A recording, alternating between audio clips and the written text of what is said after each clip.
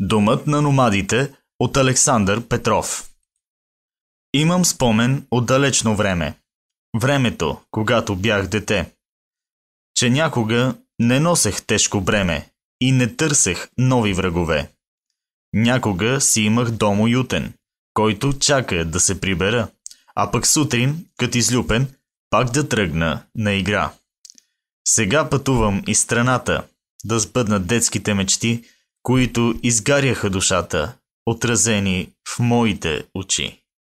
Ще живея там за малко, а пък тук за месец-два.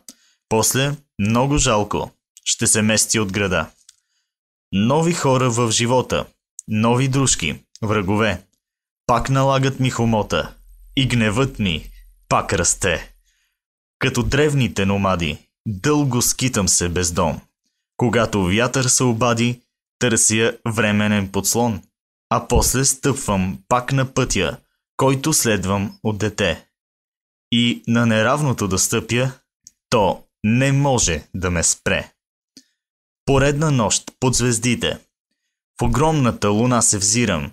Тя погаля ми очите и ме кара да се питам. Там, където всички падат, ще направя ли дори поклон?